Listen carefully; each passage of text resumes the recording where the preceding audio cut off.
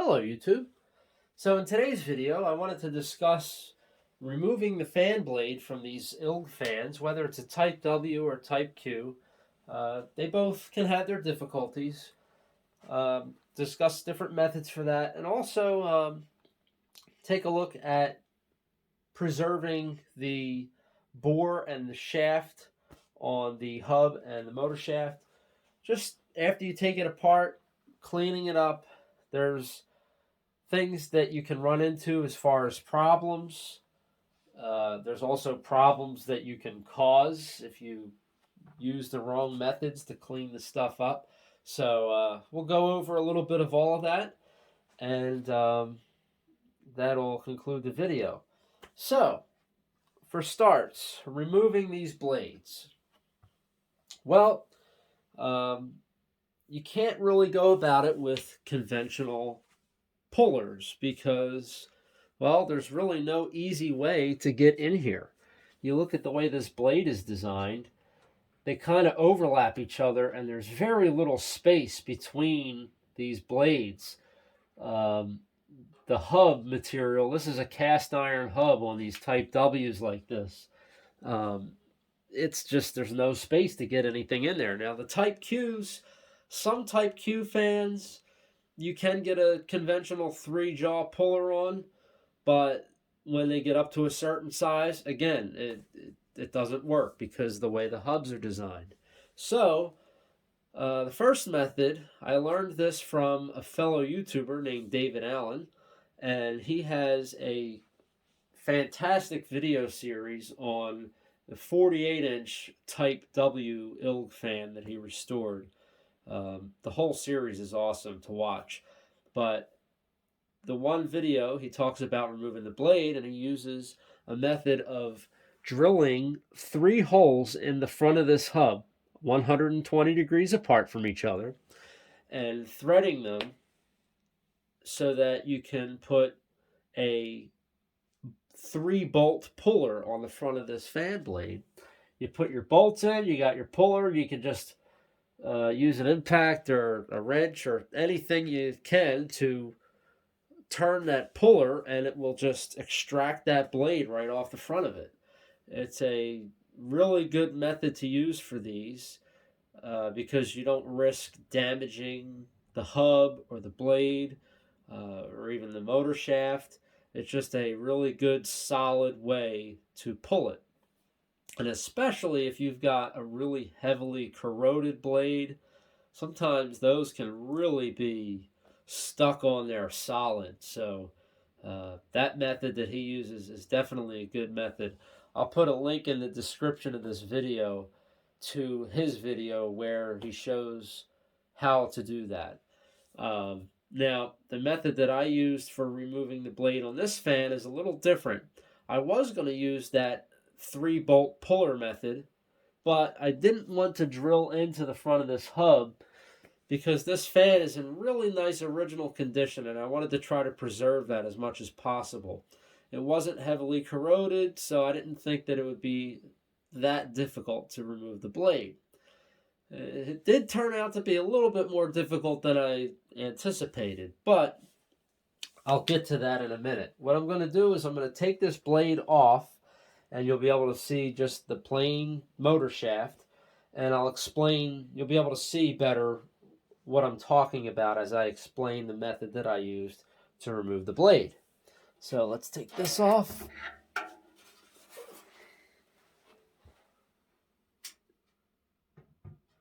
And now I will reposition the camera closer to the motor shaft. Okay, so now that I have the camera closer, you can see, I'll explain what I did to get the blade off of this motor shaft. So these aren't the pieces of metal that I used, but I used something similar. I put one piece flat up against this flat surface of the bearing retainer cap here. Put it right up against there, and then I put another piece up right against the back side of the fan blade hub.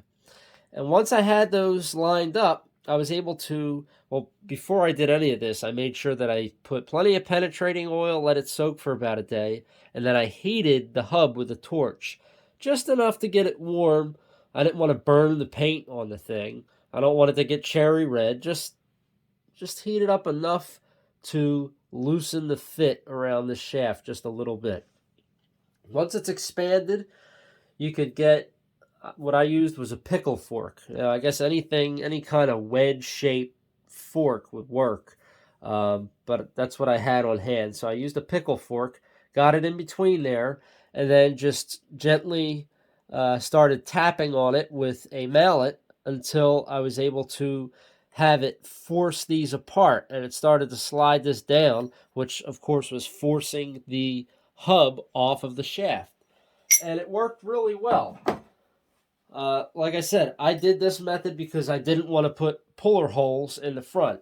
Now, the method with the bolts and the puller, the 3-bolt puller in the front is definitely a great way to do it. I mean, you really can't go wrong. But for this particular case, I really didn't want to put those holes, so that's why I did this. The method that I used will work good, but you have to be careful of some things. You don't want to mar up the surface of either the back of the hub or this bearing cap, or some motors may not have this bearing cap like this. Some motors may just be flat cast on the front. There's different designs for these ILGs. So you just have to be careful with what you're doing. Make sure everything's lined up and nice and flat. You don't want to just go whacking away at it with a 12-pound sledgehammer and hope for the best. You're not going to have good results that way. but anyway, that is the method that I used. Now, I want to talk a little bit about cleaning up the shaft, but before I get to that, this fan, and I've had this experience with a couple other ILGs as well, this one has never been taken apart before. I could just tell when it came apart. The witness mark on the shaft, the way everything looked. This was never disassembled since it was put together in the factory. So, that being said, there was actually green paint all up and down this flat spot on the shaft, and kind of wherever it could find its way between the hub of the blade and this motor shaft. Any little place it could find. It was kind of like when you solder something and you get that capillary action and it sucks the solder in. Well, it was the same way with the paint. It appeared that it had kind of just flowed in between. And once it dried, it kind of was like gluing the fan blade onto the shaft. It would not budge. So that was what made it really difficult for it to come off. A lot of times it's easy to confuse that with the blade being pressed on. None of these are press fit. They're just a nice, I wouldn't even say it's an interference fit. If the blade and the shaft are clean and there's no burrs or anything, they go right together very easily. But if you have any debris, old dry grease or paint or any kind of buildup on there, it's that tight of a tolerance that it'll make that blade hard to move. So that was my experience with this one. Now, cleaning up the shaft, I've only done this part here. I haven't done the back part of the shaft. I've only done up to this shoulder. And what I like to use to do this, specifically on a motor shaft that's in good condition like this, I'll use 4/0 steel wool. And first I'll go over this flat spot on the shaft, or if it's a keyway, same thing. I'll kind of ball it up a little bit and just parallel with the shaft, I'll clean all the stuff out of that keyway or flat so that it's nice and back down to, you can actually see the machining marks from when that was machined onto the shaft. Then I'll turn the motor on, and while it's running, I'll hold a piece of 4/0 steel wool and just go back and forth like this, up and down the length of the mating surface of that shaft until it's nice and clean. Now, sometimes I might use a steel, like a stainless steel wire brush or something, or maybe a brass bristle brush, just to knock off some of the crusty stuff if there's anything caked on there. I might use that first, but I really don't like to use sandpaper or Scotch-Brite or emery cloth simply because it rounds over surfaces, and it can actually, if you're too aggressive with it, you can sand down the shaft too small. These are a very tight fit, so even taking a thousandth of an inch off can make a difference in how it fits. But really, my biggest concern is preserving the flat on this shaft. If you use something too abrasive when that's spinning, it can actually round over these edges of the flat, and that's going to make that flat surface narrower. And the narrower it gets, the less bite that set screw is going to have on it. So you can kind of mess it up if you're not careful. So that's the way that I like to do it with these. Now, of course, if you have a motor shaft that's really badly corroded or has deep pitting and rust, you might have to deal with it a little bit more aggressively. You might need something more abrasive. You might have to use sandpaper a little bit. But my rule of thumb with this is always use the least aggressive and abrasive methods first. Whatever's going to do the job, whatever's going to clean it up with the least amount of damage to the shaft is always going to be your best bet. Now, I do have a kind of horror story, I guess you could say, that I want to share with one of the other ILGs that I've had that I had to repair. The shaft was in such bad condition, I had to actually chuck the whole rotor into my lathe, machine down that section, and put a sleeve on it, and then polish the sleeve to the proper dimension. I had to cut it, and I think I used really like 1,000 grit sandpaper or something to put a nice polished finish on it. And in the end, it looked really good. It made the shaft basically brand new again. But whatever that person did before I got to the fan, it blows my mind. Some of the things that you see, they're just so unnecessary. Some of the stuff literally looks like someone took a sledgehammer and beat on the motor shaft. And why you would ever need to do that is just beyond me. I don't know what would go through someone's mind to say, oh, let me start beating on this thing. These, since they have such a tight fit, any little burr sticking up is going to make the blade have a difficult time either going on or coming off of the shaft. It's just how it is. And it could be something as stupid as tightening the set screw down in the wrong position. I've seen that a few times. Someone might tighten it down a little bit too close to one side or the other of the flat, and it smushes out some of the steel, and it causes a raised up burr. Well, now that's kind of wedging on the blade. You take it off, you got to put it back on again. It's going to feel, it might go so far, and then you'll hit a tight spot. It's because of that burr. Or I've seen some people that'll just, I don't know what it is. It's like there's a flat spot for a reason, but whatever reason, they just tighten it down somewhere else. It'll be tightened down over here. Well, now there's going to be a nice ring raised up, pressing against the inside of that hub, and when you go to pull it off, you're gonna have a hell of a time pulling that blade off. Same thing.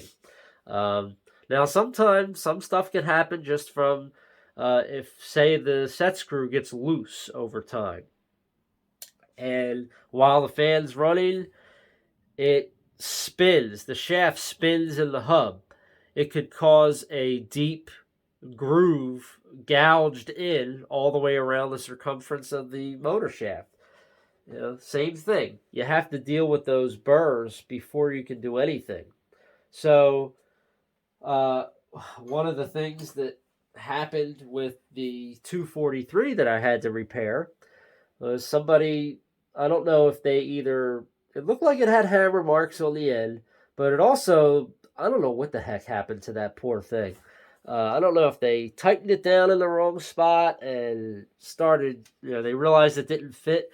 So they took a file. Now, Something like this is fine. It's a very fine tooth file, and if you're just going over the area where the burr is, you can actually feel it. So you'll feel the file kind of grip and grab into that burr. But once you've filed it down and you're down to the actual surface of the motor shaft, the file will feel much different because now it's trying to cut the whole width of the file and not just a skinny little portion. So it's going to almost feel like it's skating over that. That's when you stop. You don't keep filing. But this person, for one, it looked like they used maybe a wood rasp for woodworking because it had really deep cuts, like the teeth were really coarse on it, and they literally filed and then maybe turned the shaft 10 degrees, filed again, another 10 degrees, filed again. They just kept going all the way around, and they actually made the shaft, for one, way too small in diameter, and two, it was tapered. So when I went to tighten the blade on there, these fans are usually made really to a tight tolerance. Not only the fit of the hub, but the blades are usually very true when they spin. Especially the Type Q fans. If they haven't been bent or damaged by anything, they can be extremely true running. But this thing was way out. It had about a half inch of run out from one end to the other when it was running, and I knew there was a problem with it just when I took the blade off the shaft that I could see what it looked like. And they just filed way too much and just didn't know what they were doing. Now, something like that is completely avoidable. There's really no reason to ever have to file a shaft like that. That was just totally ridiculous. I couldn't believe it when I saw it. Now, obviously, it was repairable. I fixed it, but that simple going too far with it made a lot more work than if they probably would have just fixed whatever small problem was most likely there to start with. Just like the other classic is when you get the guy that smashes the hammer on the end of the shaft for whatever reason, and it kind of mushrooms the end out.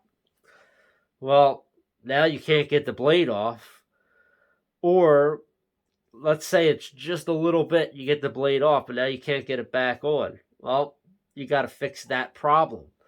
If you go removing material from the whole shaft, it's just going to make a mess out of it. It's not going to fit right. So, anyway, I know this is a long rant, but I've seen some of this stuff just too many times, and it's so preventable. All you have to do is make sure you put that set screw in the right spot. The fan blade is all the way against the shoulder, and just tighten it down where it is. Maybe put some Loctite on it if you want so it can't back out. Then you don't have any problems. But as soon as it gets tightened down in the wrong spot, or if it spins, or if you take it off and someone starts beating on it with a hammer and whatever other kind of stuff, now you just made a small problem 10 times worse. And it really, it blows me away when I see some of the stuff like that. All right, so uh, that was definitely a long rant. Sometimes I don't know when to stop talking.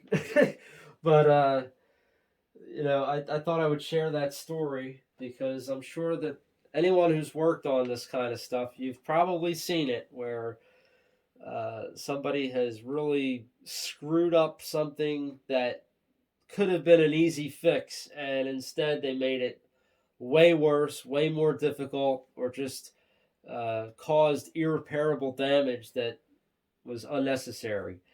Uh, it's frustrating, but I guess it happens. Um, so anyway, that's the my little 2 cents on removing the fan blade and cleaning up the shaft on these ILG fans.